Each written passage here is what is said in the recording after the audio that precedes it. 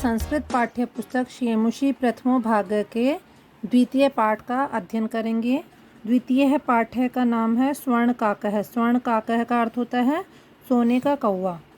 प्रस्तुतोऽयं पाठः श्रीपद्मशास्त्रिणा विरचितं विश्वकथाशतकम् इति कथासंग्रहात् गृहीतो अस्ति। प्रस्तुत यह पाठ श्री पद्मशास्त्री विरचित या लिखित विश्व कथा शतकम इस कथा संग्रह से लिया गया है, ग्रहण किया गया है। अत्र विविध राष्ट्रेषु व्याप्तानां शतं लोककथानां वर्णनं विद्यते। इसमें या यहाँ अनेक राष्ट्रों में व्याप्त या फैली हुई 100 लोककथाओं का वर्णन है। एषा कथा वर्म अर्थात म्यांमार देशस्य श्रेष्ठा लोककथा अस्ति। यह जो कथा है यह म्यांमार देश की श्रेष्ठ लोककथा है। अस्यां कथायां लोभस्य दुष्परिणामः तथा च त्यागस्य सुपरिणामः स्वर्णपक्षकाकमाध्यमेन वर्णितो अस्ति। इस कथा में लोभ का, लालच का दुष्परिणाम और त्याग के सुपरिणाम अर्थात अच्छे परिणाम को सोने के पंखों वाले कौवे के माध्यम से वर्णित किया गया है। इसके बारे में वर्णन किया गया है।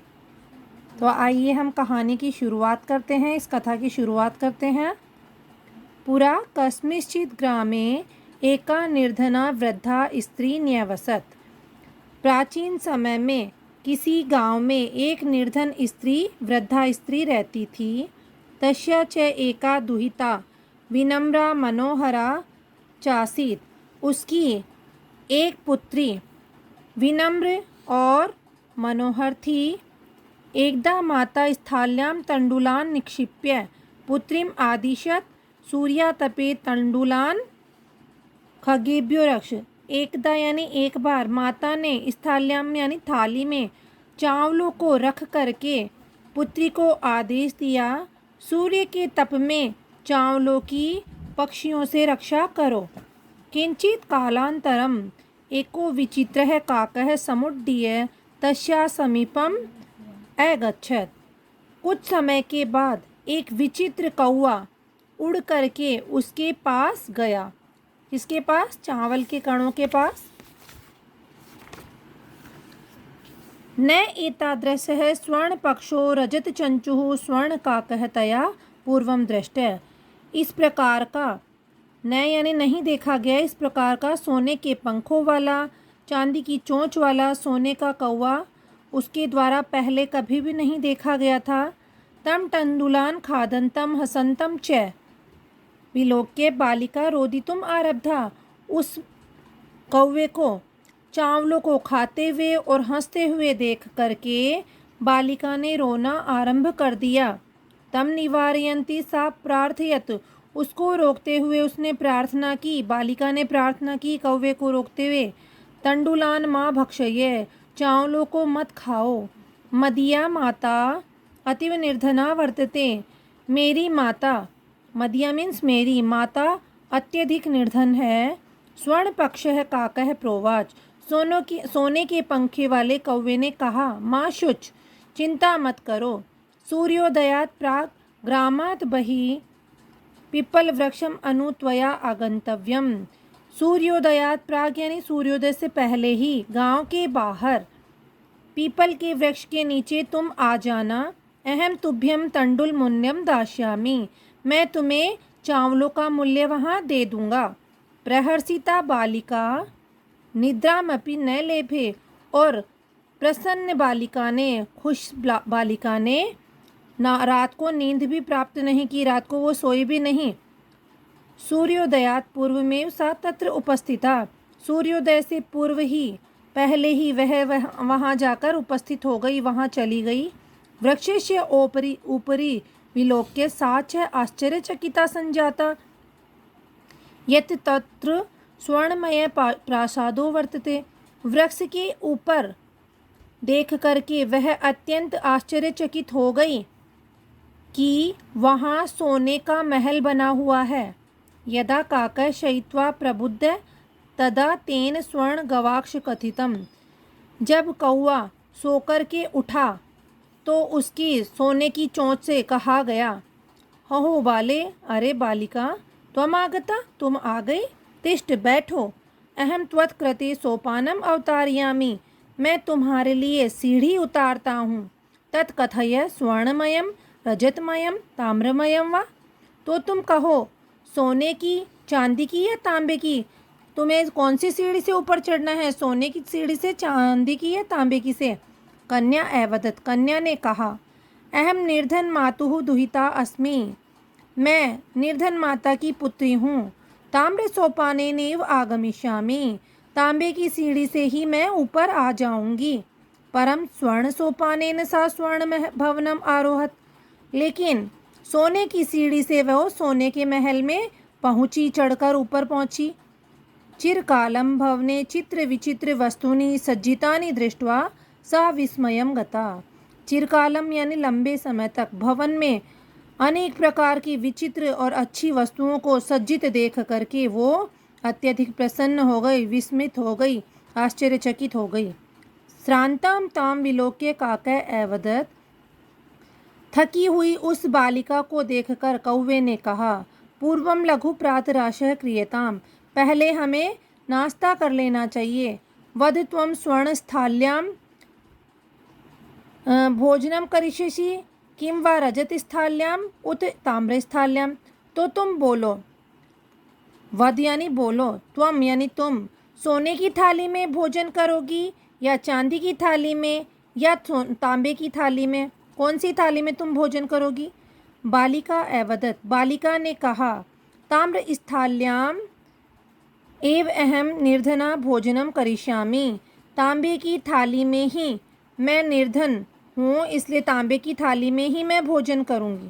तदा सा आश्चर्य चकिता संजाता, यदि स्वर्ण काकेन स्वर्ण स्थाल्याम भोजनम परिवेशितम, तो वह और भी आश्चर्यचकित हो गई जब सोने के कौवे के द्वारा उसे सोने की थाली में ही भोजन परोसा गया। न एतादृशं स्वादु भोजनम अद्यावधि बालिका खादितवती, इस प्रकार का स्वादिष्ट भोजन आज तक भी बालिका ने कभी भी नहीं खाया था। काको एवदत, कौवे ने कहा, बालिके, हे बालिका, अहम इच्छामि यत् त्वं सर्वदा अत्रैव तिष्ठ, परम तव माता तु एकाकिनी वर्तते, कि हे बालिका, मैं यह इच्छा करता हूँ, मैं चाहता हूँ, यत् मीन्स की, त्वम यानी तुम हमेशा ही यहीं पर रहो, लेकिन तुम्हारी माता तो अकेली है, अतः इसलिए त्वम शीघ्रमेव स्वगृहं गच्छ, तुम शीघ्रता से अपने घर को जाओ।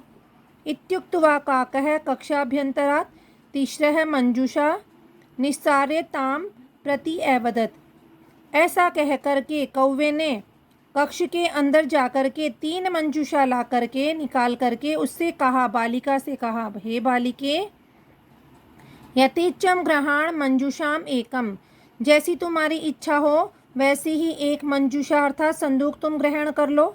लघु तमाम मंजूषाम प्रगृह्य बालिकया कथितम इयत एव मदीय तंडुलानां मूल्यम, छोटी वाली मंजूषा अर्थात संदूक को ग्रहण करके बालिका ने कहा कि यह ही मेरे चावलों का मूल्य है, छोटी मंजूषा ही मेरे चावलों का मूल्य है। गृहम् आगत्य तया मंजूषा समुद्घाटिता, तस्यां महार्णानि हीरकाणि विलोक्य सा प्रहर्षिता तद्धनिका च संजाता, घर पर आकर के उसके द्वारा संदूक खोली गई और उसमें बड़े बड़े हीरे मोती देख करके वो प्रसन्न होती हुई उस धन से वो अत्यधिक धनी हो गई। फिर आगे एक कथा और है इसी में, तस्मिन्नेव ग्रामे एका अपरा लुब्धा वृद्धा न्यवसत, उसी गांव में एक दूसरी लोभी लालची वृद्धा भी रहती थी। तस्या अपि एका पुत्री आसीत, उसकी भी एक पुत्री थी। ईर्ष्यया सा तस्य स्वर्णकाकस्य रहस्यं ज्ञातवती, ईर्ष्या के कारण उसने उस सोने के कौवे के रहस्य को ज्ञात कर लिया, जान लिया। सूर्यातपे तंडुलान निक्षिप्य तयापि स्वसुता रक्षार्थम नियुक्ता, सूर्य के तप में चावलों को रख करके उसने भी अपनी पुत्री को उसकी रक्षा के लिए नियुक्त किया। तथैव स्वर्णपक्षः काकः तण्डुलान् भक्षयन् तामपि तत्रैव अकारयत्। और उसी प्रकार से सोने के पंखों वाले कौवे ने वहाँ भी चावलों को खाते हुए उसे भी उसी प्रकार से वहाँ पेड़ के नीचे बुलाया। प्रातः तत्र गत्वा सा काकम निर्भर्षन्ति प्रावोचित भो नीच काक। प्रातः काल वो वहाँ जाकर के कौवे को फटकारते हुए बोली कि हे अरे नीच काक, अहम आगता, मैं आ गई हूँ, मयम तंडुल मूल्यम प्रयच्छ, मुझे चावलों का मूल्य दो। काको ब्रवीत, कौवे ने कहा, अहम त्वत्कृते सोपानम अवतारयामि, मैं तुम्हारे लिए सीढ़ी उतारता हूँ। तत्कथय स्वर्णमयम रजतमयम ताम्रमयम वा, तो तुम बताओ कि सोने की सीढ़ी से ऊपर आओगी, चांदी की से या तांबे की से। तो गर्वितया बालिका कया प्रोक्तम, गर्वित घमंडी बालिका के द्वारा कहा गया, स्वर्णमयेन सोपानेन अहम आगच्छामि, सोने की सीढ़ी से ही मैं ऊपर आऊँगी। परम स्वर्ण काकः तत्कृते ताम्रमयम सोपानमेव प्रायच्छत, लेकिन सोने के कौवे ने उसके लिए तांबे की सीढ़ी ही नीचे उतारी। स्वर्ण काकः ताम भोजनम भी ताम्रभाजने एव अकारयत, और सोने के कौवे ने उसे भोजन भी तांबे की थाली में ही कराया। प्रतिनिवृत्ति काले स्वर्ण काकेन कक्षाभ्यंतरात् तीस्रमंजुषा तत्पुरः समुत्क्षिप्ता, तो लौटने के समय सोने के कौवे के द्वारा कक्ष के अंदर जाकर के उसी प्रकार की 3 मंजूषा, 3 संदूक उसके सामने लाकर रख दी गई। लोभाविष्टा बालिका सा बृहत्तमा मंजूषाम गृहीतवती, और लोभी लालची उस बालिका ने सबसे बड़ी जो मंजूषा थी, सबसे बड़ा जो संदूक था, वो उसने ग्रहण किया। गृहम आगत्य सा तर्षिता यावत् मंजूषाम उद्घाटयति तावत् तस्याम भीषणः कृष्णसर्पो विलोकतः, और घर में आकर के जब वो उत्सुकता से उस संदूक को खोलती है तो वो उसमें बहुत बड़े काले सर्प को देखती है। उसके द्वारा बहुत बड़ा काला सर्प देखा गया। लुब्धया बालिकया लोभस्य फलम प्राप्तम, और लोभी बालिका ने अपने लोभ का अर्थात लालच का फल प्राप्त कर लिया। तदंतरम सा लोभम परित्यजत, और इसके बाद उस लोभी बालिका ने लोभ को अर्थात लालच को त्याग दिया। तो ये आपके द्वितीय पाठ्य का हिंदी अर्थ कंप्लीट हो गया है। आप इसे पढ़ें और समझें।